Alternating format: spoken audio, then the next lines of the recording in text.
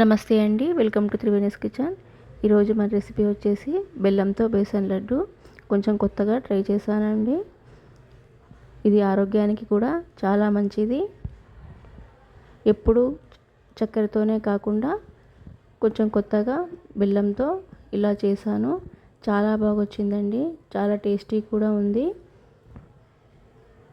మా ఇంట్లో అయితే అందరికీ నచ్చింది. తప్పకుండా మీరు కూడా ఒకసారి ట్రై చేయండి. మరి ఇప్పుడు మనం వీడియోలోకి వెళ్ళిపోదాం. ముందుగా కావాల్సినవి శనగపిండి, బెల్లం అండి.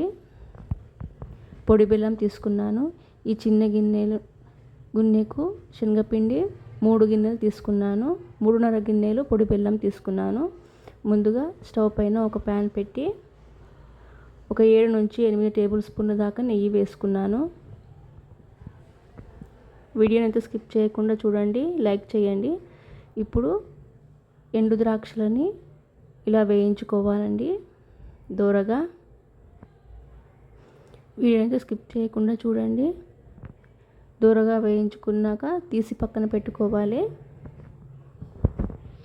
ఇప్పుడు ఇది అండి, మనం తినే అంటు. ఏ ఆయుర్వేదం షాప్లో అయినా సరే తినే అంటు అంటే ఇస్తారు. ఇది ఇలా నెయ్యిలోనే ఇలా వేపుకోవాలండి. బాగా ప్యానల్ లాగా అవుతాయి ఇవి. అయ్యాయండి. ఇప్పుడు అదే నెయ్యిలో శనగపిండిని వేసుకొని దోరగా వేయించుకోవాలండి. గోల్డెన్ కలర్ వచ్చేంత వరకు వేయించుకోవాలి. వీడియోని అయితే స్కిప్ చేయకుండా చూడండి. ఇప్పుడు మధ్యలో 2-3 టేబుల్ స్పూన్ల నెయ్యిని వేసుకున్నాను. వేసుకొని బాగా కలపాలి. ఒక 10-15 నిమిషాల పాటు వీటిని కలుపుతూనే ఉండాలండి. ఇప్పుడు నేను కొంచెం 4 టేబుల్ స్పూన్ల దాకా బియ్యం పిండిని తీసుకున్నాను. దీనికి కూడా గోల్డెన్ కలర్ వచ్చేంత వరకు వేపుకోవాలి. ఇప్పుడు మిక్సీ గిన్నె తీసుకొని అందులో బియ్యం పిండిని వేసుకొని ఈ పొడి బెల్లాన్ని వేసుకొని గ్రైండ్ చేసుకోవాలి. వీడియోని అయితే స్కిప్ చేయకుండా చూడండి. ఇప్పుడు ఈ మనం వేయించుకున్న అంటుని కూడా వేసుకోవాలండి.